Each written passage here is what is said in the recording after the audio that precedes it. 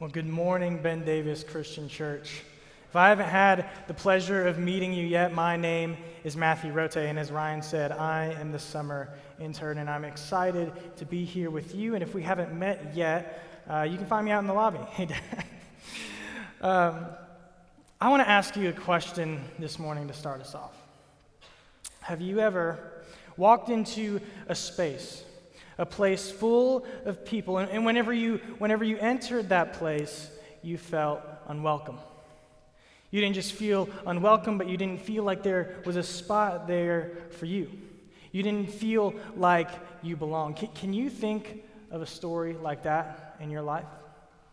Odds are you can, because most of us do, some of us more than others. I know me, I'm an extreme introvert, so one particular story comes to mind whenever I think about this. I think back to the fall semester of 2017 when I was a junior in high school. I got asked to go on a retreat, right? And I'm from Jasper, Indiana, but this retreat was run by a whole bunch of people from Evansville, Indiana, about an hour away.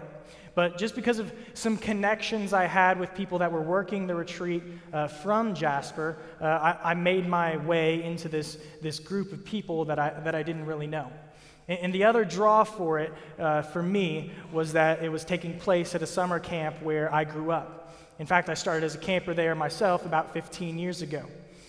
So I arrive early to this camp, as I usually do. I arrive early everywhere I go, and I get there early, and I pick my bunk first, and I'm sitting alone in the dark, just kind of in a place that feels like home to me, and I felt comfortable, right? Because I had some alone time. It was quiet, and I was in a place that I loved and that felt like home. But as I laid back and I saw a flash of yellow go by in the window next to me, and I heard the squeal of the brakes, all of a sudden the door was just thrust open, and the other 49 high schoolers filled the room, right? And in an instant, in a second, the place that I felt like I was at home and that I was comfortable quickly turned into a place where I felt like I was on the outside.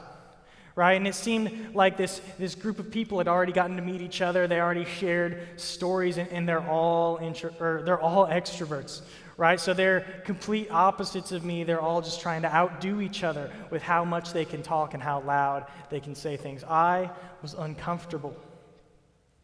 Have you ever felt like that? Have you ever walked into a room and felt like you were on the outside? Have you ever felt like you were on the outskirts? Well, you're in good company today. Because our character for today, Mephibosheth, finds himself in that exact kind of situation, right? This is not only a situation that Mephibosheth finds himself in often, it's just the state of life he lives in. He lives on the outskirts, right? So today we're going to be talking about Mephibosheth in 2 Samuel chapter 9. But first, let's do a little bit of a brush up. I know Ryan talked about how we are in this series right now called The Shadow King, and David is this Shadow King. He is the shadow of King Jesus to come after him. And these points in his life point forward to Jesus, to the character of Jesus, and to the kingdom that Jesus has come to bring in. Right, so we started with Saul. We had Ryan talk about Saul and David, and then Tony talked about Goliath, David and Goliath, and how in those two stories we see that Jesus is our perfect king, right, and that Jesus walks beside us whenever we face giants in our own life, right? But we're actually going to go back to Saul to find our story today, right? Because it starts with Saul. Right? Saul is the grandfather of our character for today, Mephibosheth. And when Saul found out that David was anointed king by God before Saul was even gone, it made him very, very angry. In fact, Saul would chase after David for years and years, pursuing him, trying to kill him. And amidst all of this chaos and craziness, something incredible happened is that David formed a tight relationship with Jonathan, the son of Saul. The very man that was trying to kill him formed a tight relationship with his son, and they formed a bond, and they didn't just form a bond, but they formed a covenant, right, to show kindness to one another and to love each other, and Jonathan does this really well. In fact, he saves David's life well over 1 or 2 times. He's tipping him off to when Saul is trying to chase after him. But all of that to say is that by the time David takes the throne, Saul, along with his son Jonathan, have died. They've been killed in battle. So David, after being shown so much kindness, right, is left with no one to show it to. Right? Jonathan is already gone. So what he does is he calls Saul's servant Ziba. He calls Saul's servant Ziba and he says, "Is there anyone left in the line of Saul to whom I can show kindness for the sake of Jonathan?" Right? To make up for this absence of kindness reflected back to Jonathan, he says, "Is there anyone in this family even that I can show kindness to make up for this covenant?" Ziba says, "You're in luck, because there is one son left of Jonathan, and his name is Mephibosheth." Right? We got to Mephibosheth here, and there's 2 things that I need you to know about Mephibosheth before we start. Right? One is that Mephibosheth is kind of on the outskirts of society. Right? I wouldn't mention it if the text didn't mention it so often and repeat it so much, but Mephibosheth is lame in both feet. Right? He can't walk. He's crippled from a young age, is what the text says. And in the ancient Near East, in the place where they're living, in the time they're living, there is no handicap accessibility.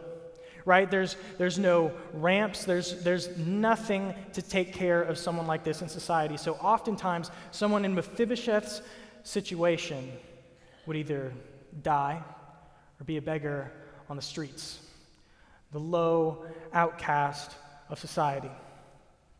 But I think it's because of his connection to Saul and to Jonathan that we don't find him begging on the streets necessarily, but we find him in a place called Lo-Debar. And this is the other thing I need you to know about Mephibosheth, is that he is hanging out in Lo-Debar. But why is it important that he's hanging out in this place with a funny name?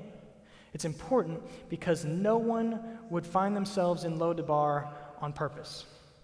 This isn't a place where you want to take your wife and kids. This isn't a place where you want to raise a family. In fact, when you're driving through Lo-Debar, you roll the windows up and you lock the door.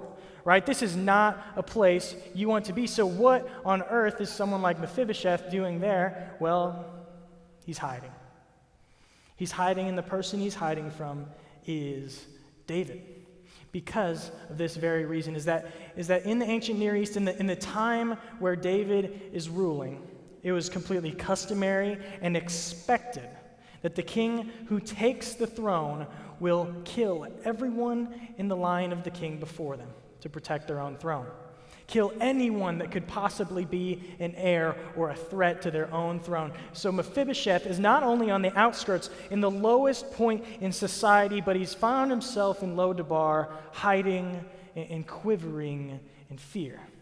He's afraid for his life, and I got to tell you, I feel for Mephibosheth. He's got to be incredibly scared when he hears that Ziba is calling him before David.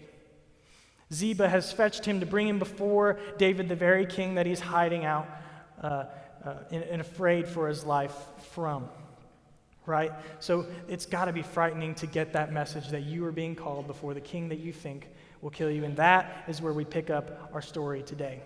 Chapter 9 of 2 Samuel, starting in verse 6. When Mephibosheth, son of Jonathan, the son of Saul, came to David, he bowed down to pay him honor. David said, "Mephibosheth," right? And then Mephibosheth says, "At your service." "Don't be afraid," David said to him, "for I will surely show you kindness for the sake of your father Jonathan. I will restore to you all the land that belonged to your grandfather Saul, and you will always eat at my table." Mephibosheth bowed down and said, "What is your servant that you should even notice a dead dog like me?" And the king, as if he didn't even hear this, summoned Ziba, Saul's steward, and said to him, "I have given your master's grandson everything that belonged to Saul and his family. You and your sons and your servants are to farm the land for him and bring in crops, so that your master's grandson may be provided for. And Mephibosheth, grandson of your master, will always eat at my table. I want to take a minute for us to just sit in the sheer gravity, the weight of what David has just done. Right? To repay the kindness for Jonathan, he didn't just speak nice words. He didn't offer a small gift. What David did is he found Mephibosheth where he was in this low place, physically, mentally, societally, and he picked him up. Right? And Mephibosheth was no stranger to being picked up, but David went above and beyond, picked him up, and placed him at a seat on his table, in a place of honor, and he accepted him not only as an honored guest, but as a part of his family. And he didn't just give him that little gift, but he gave him land. All the land that belonged to Saul, the guy that was trying to kill David. He gave him all this land, and he gave him people to work the land. And the reason that is so important is that Mephibosheth, being who he was and in his own condition, the state which he lived, he was not able to provide for himself. So David gave him provision, something that he never would have been able to get in the society in which he lived. David took Mephibosheth under his wing and lifted him up, just as Christ would do for us. I don't want to waste too much time pointing forward to the picture that Christ gives us of his kingdom, the kingdom he's coming to bring, and that he'll ultimately die for, and that he sends you and me out to bring in, right, to usher in this new kind of kingdom. I could tell you story after story about Jesus seeking out someone like Mephibosheth. I could tell you story after story of Jesus diverting from his path and looking for the lowly among a group of people. But I want to tell you about a parable that Jesus tells. This is just kind of a story that Jesus uses to illustrate a point about his kingdom. And in this parable, we find a man, right? A master of a house, and he has planned an intricate banquet, right? He has all of the best food on the menu. He has the largest banquet hall, and he has the most seats. And he invites a lot of people. He invites a ton of people, right? And whenever the food is done and the places are set, he sends his servant out. And he says, hey, go gather these people I've invited. Tell them that the feast is ready, right? I want to welcome them in and be generous to them. And he welcomes them. He sends his servant out. He says, go tell them the food is ready, right? They can come on over. But this servant, as he knocks on doors throughout the town, he is met with lousy and lame excuses for why they can't show up. At the last second, these people turn on this master who's being so gracious to them, and they say, no, I don't really feel like coming, is basically what they say. And we pick up in Luke chapter 14, verse 21 to 23, with the king's response to these turn downs, you could say. The servant came back and reported this to his master. And the owner of the house became angry and ordered his servant, go out quickly into the streets and alleys of the town. Bring me the poor, the crippled, the blind, and the lame. Sir, the servant said, what you ordered has been done. There's still room. When the master told his servant, go out to the roads and the country lanes and compel them to come in so that my house will be full. This is Jesus' kingdom. This is what David's kindness to Mephibosheth is pointing forward to, is that Jesus came to bring a kingdom in which everyone is invited to the table. That's our big idea for today, is that everyone is invited to sit at Jesus' table. Right? And this is a big deal. This goes beyond just inviting those close to him and those immediately around him, but Jesus invites everyone. He says, go far to find people, and then go even farther. Just fill this place up.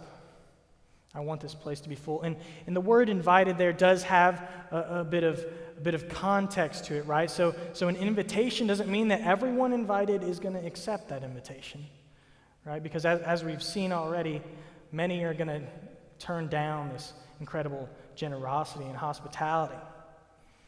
But Jesus' point is this, is that everyone is invited to sit at the table. I've got another story for you.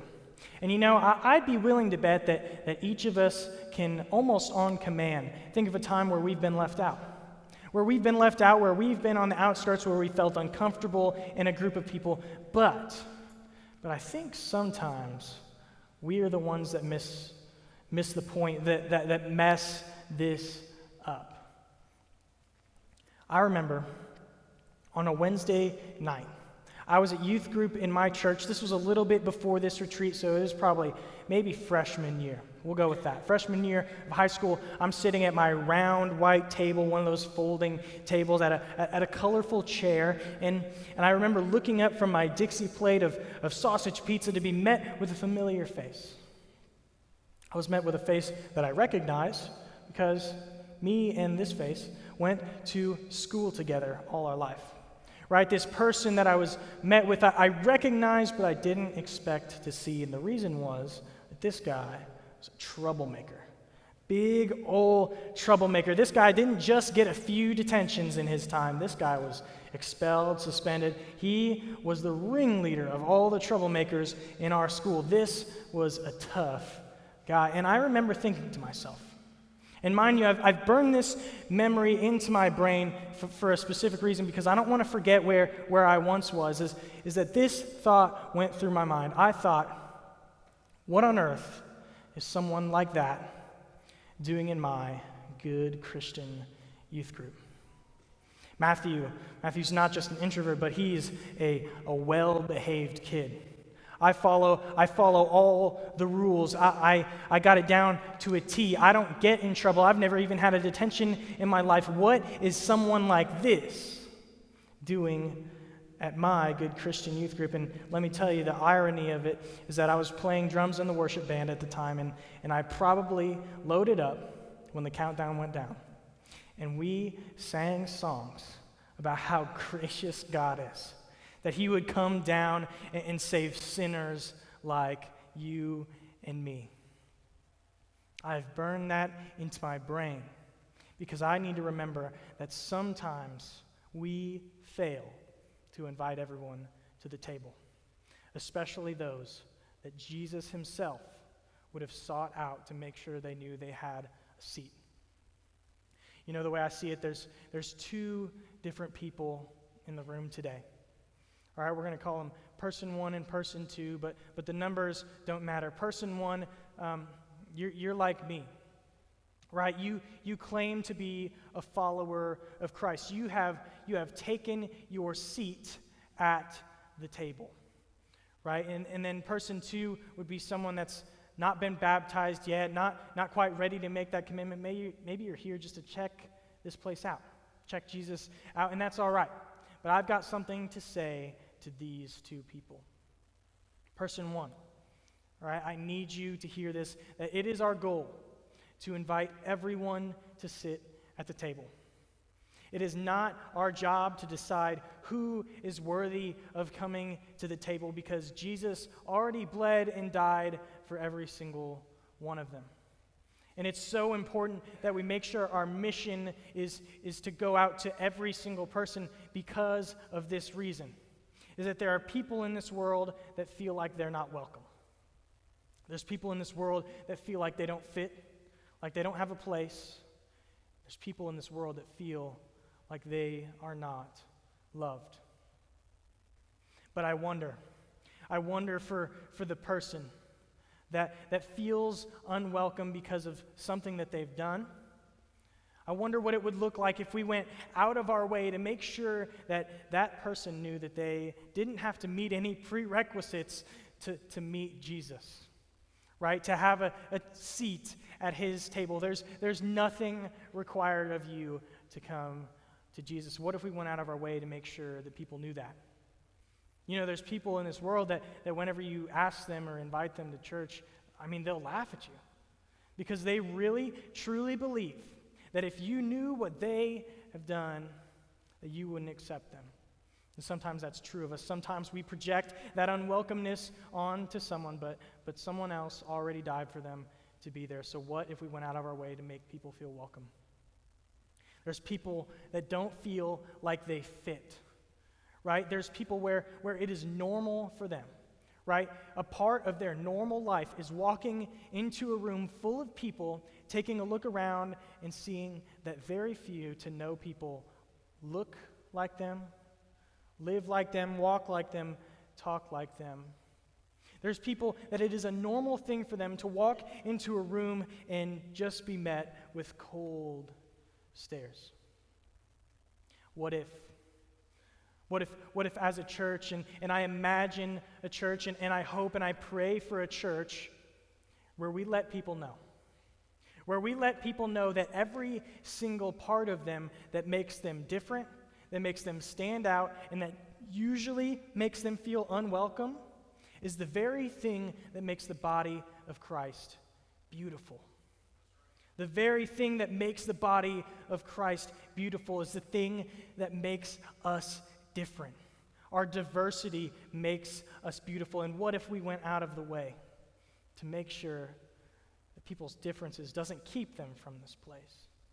And in fact, the very thing that makes them different makes us beautiful. And they have a seat and a space here. So there's people in this world that feel like they are not loved, that either don't regularly hear it or have never heard it in their entire lives. And what would it look like if in every place we walked into, we were looking to make sure we let people know that not only do we love them, not only does Ben Davis Christian Church love them, but there is a God that loves them so much that he came down from his place in heaven to sacrifice himself so that they can have a seat at this table.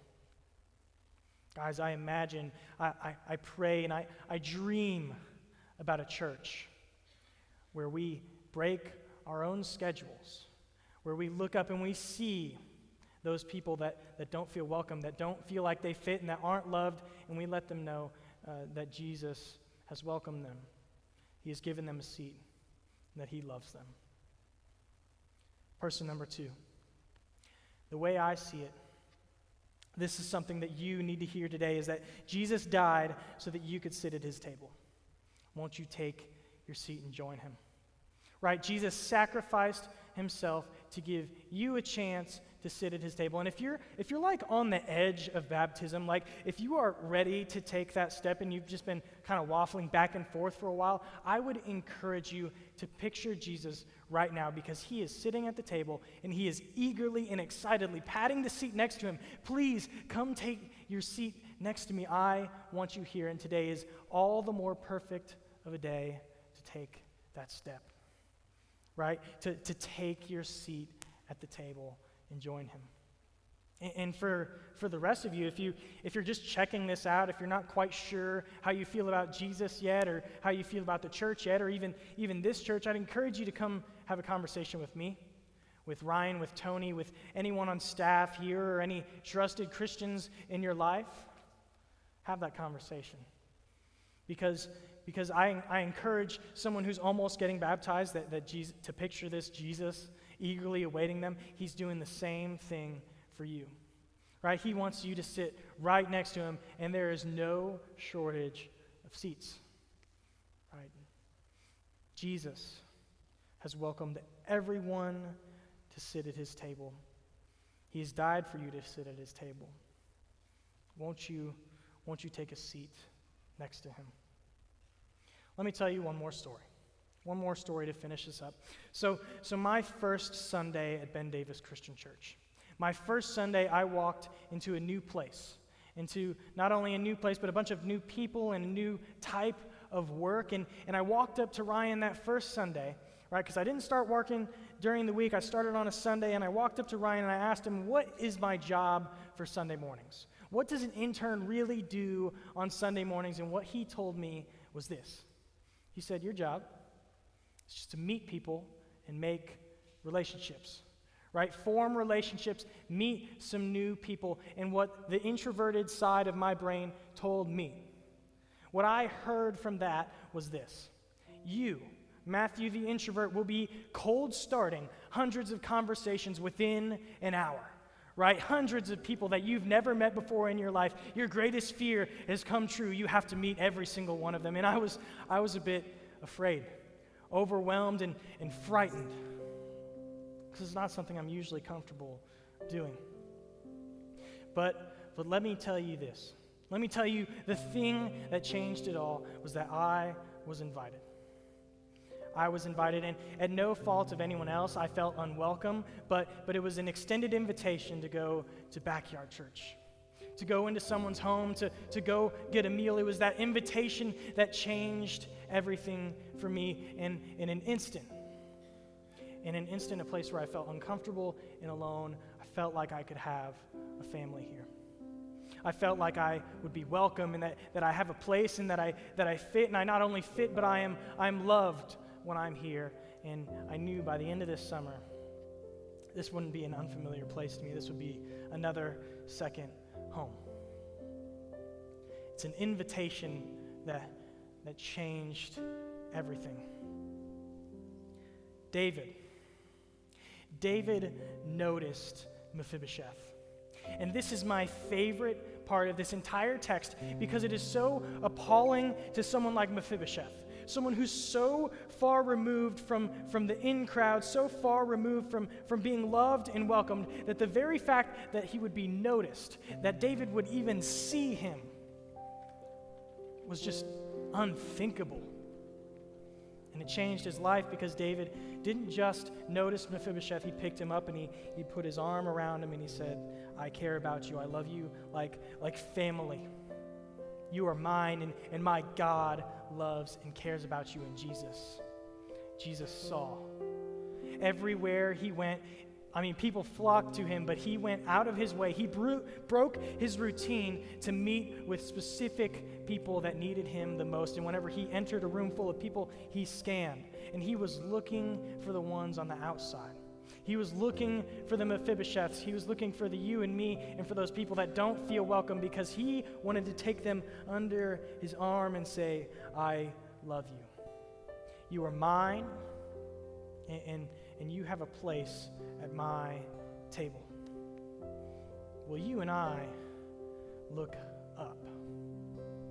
As we not only just go from this place and the rest of this Sunday and the rest of this week, I know we like to think 1 week at a time, but what if for the rest of our lives we lived with this in mind? If we lived with a look-up mentality, where every grocery store we enter, every school and classroom, every workspace, every cubicle, every barber shop, anywhere where you meet people, what if we were looking up? Like, despite the distractions that are constantly asking for our attention, what if we looked up and saw people like David did? What if we looked up and we saw people like Jesus did, and we brought people under our arms and we told them, you are loved. You fit, and you are welcome at the King's table. And you don't just get to sit with us, you get the seat of honor, and you're welcomed into the family. What if we just looked up? I urge you to go with me this week into every space. We extend an invitation that might change someone's life. Would you bow your heads and pray with me?